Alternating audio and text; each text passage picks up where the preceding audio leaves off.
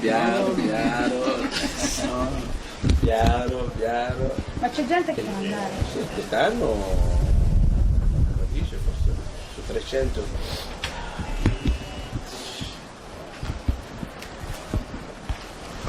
Vai. Presidente, mi può spiegare qual è la situazione qui a Mogadiscio Nord? Sì, a Mogadiscio Nord è tutto calmo, non c'è più problemi, da molto è tornato la vita, il commercio sta riprendendo, il popolo sta conducendo una vita normale, anzi direi normalissimo, e speriamo che in Mogadiscio anche la parte sud prende la stessa vita, perché oramai hanno capito che con la guerra non si conclude mai niente e ogni somalo oggi è deciso veramente a contribuire alla pace.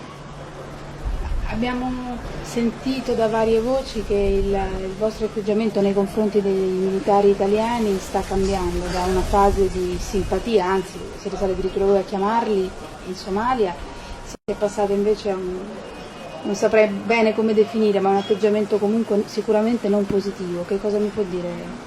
Io non direi che è cambiato molto. Noi abbiamo sempre appoggiato la presenza della forza italiana, abbiamo dato sempre il benvenuto e lo daremo sempre. Soltanto si è criticato un po' da quando il ministro della difesa ha detto che la forza italiana non ha preso parte dell'operazione militare che è stata effettuata a Mogadiscio e che questo per molti somali hanno considerato che la forza italiana ha negato di prendere parte la pace che la forza internazionale che lottano per riportare la pace in Somalia. E lì è nato un po' di misunderstanding, è solo questo, ma non credo che c'è nessun somalo che non vuole la presenza della forza italiana. Voi avete fatto delle critiche molto più precise dicendo che gli italiani non seguivano le direttive ONU, ma invece facevano una politica propria di negoziato, eccetera. Sì, questo è vero, che gli 11 movimenti hanno preso una posizione severissima, però questa posizione non significa che non ci vuole la forza italiana, però era chiaro, hanno detto che la forza italiana è venuta qui e con il nome delle Nazioni Unite e devono adattarsi l'ordine delle Nazioni Unite, è solo questo. Lei pensa veramente che gli italiani non abbiano seguito le direttive delle Nazioni Unite? Questo è chiaro, anche la forza italiana hanno espresso chiaramente che non hanno eseguito l'ordine dato dal comando militare o comando internazionale dell'UNISOM. Adesso sono gli americani stessi, nella persona del loro ambasciatore, che incontrano rappresentanti della fazione di Aidid, membri del Ghedir, eccetera. Quindi anche loro adesso sono fuori dalle direttive dell'ONU, anche gli americani? No, se l'ambasciatore americano prende contatto con le varie tribù somala, è chiaro, ha tutte le possibilità di incontrarli e nessuno lo nega. Se l'ambasciatore italiano a Mogadiscio prende contatto con le tribù somala, può fare benissimo. Solo noi diciamo la forza internazionale delle Nazioni Unite deve avere un comando unico e prendere un ordine da una sola parte. Qui sono presenti tanti stati che hanno preso parte in questa operazione. Se ogni stato prende un ordine per conto suo, allora la Somalia, addio, non si farà niente. E quello che parliamo è solo la UNISOM, però tutti gli altri ambasciatori possono avere contatto con chiunque. Lei pensa che la via negoziale sia quella giusta o che bisogna agire con la forza contro Aidid? Io penso che con le trattative sono passati 3 anni. Ormai sono 3 anni che parliamo e riparliamo, stiamo tentando di arrivare a un accordo pacificamente, ma è stato sempre impossibile da parte di Aidid. Aidid ha sempre negato qualsiasi negoziato e non ha mai voluto, e sicuramente non si concluderà mai niente. Come lei lo sa, la Somalia oggi è quasi il 98% in pace. Se vai nelle regioni non c'è più problemi, se vai nelle distretti non ci sono problemi.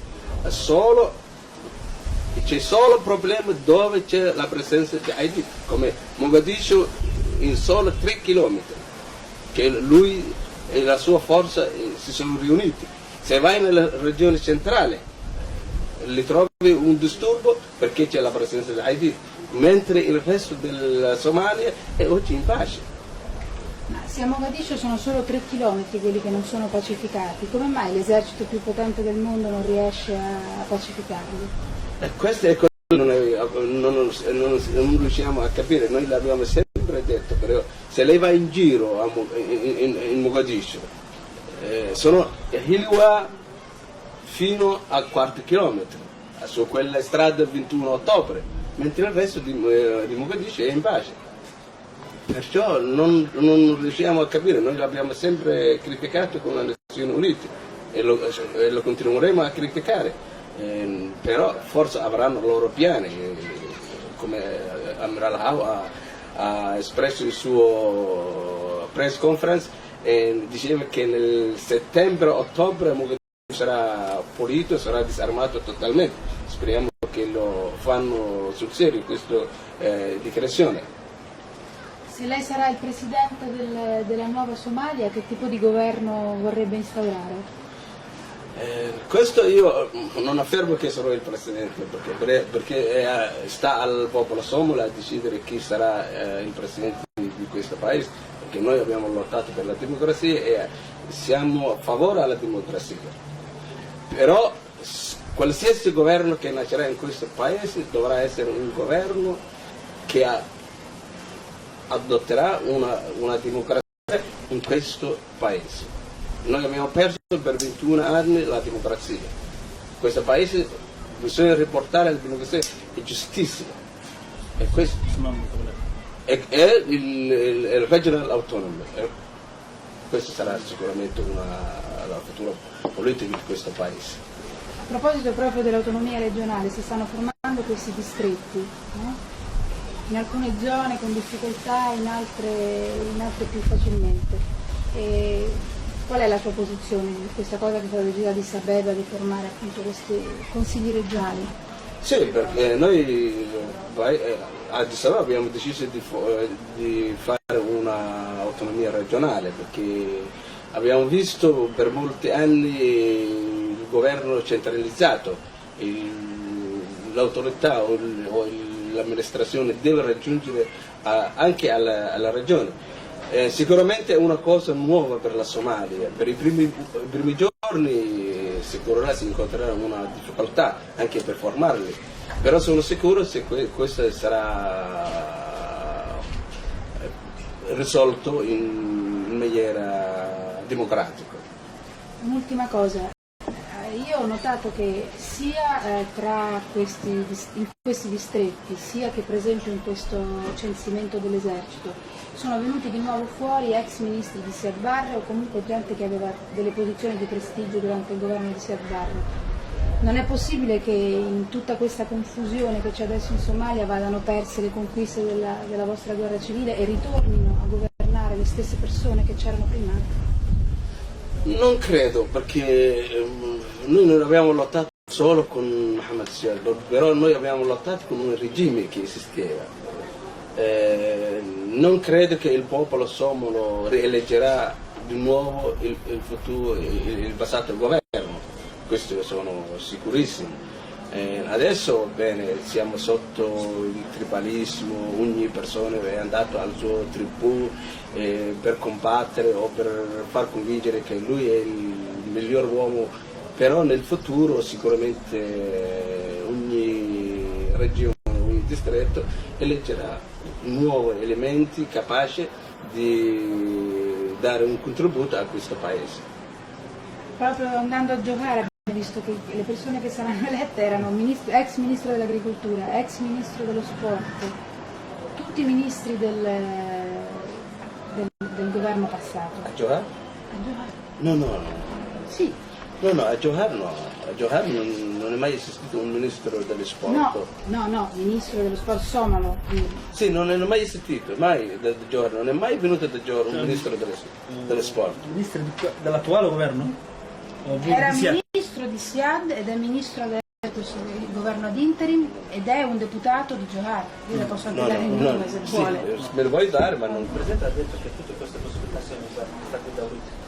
Lui stesso ha fatto un negoziato e un concordato con la gente di Tivore di essere nominato il Presidente delle due SCI. Il Presidente ha autorizzato un congresso del partito delle due SCI dove abbiamo eletto stati proprio decisi da lui stesso, dell'attuale governo.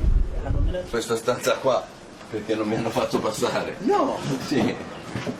Poi adesso gliel'ho detto, dico, ragazzi diteglielo, non lo so che è successo, gli ho visto lei che era già salita su. 4 ministri della UE, 13 sono della verdura. Sì, ma forse c'è la soluzione. Puoi preparare tutto.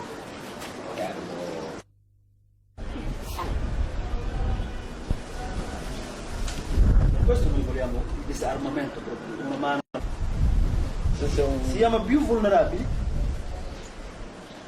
Sì, però resta il fatto che si sono schierati con l'Italia su questa vicenda, non considerato questi che prima dicevano non si devono incontrare, lo stesso Au ha incontrato. Sì, è stato mostrato. Le stesse persone con cui gli italiani hanno parlato basta, questi ragazzi uliani, io perché io li conosco e li ho visti entrare e me l'hanno detto loro, cioè loro non possono non saperlo, possono far finta di non saperlo, sì, ma non possono non saperlo. E quindi stanno parlando anche loro con tutte queste persone, proprio perché... Può essere anche che gli italiani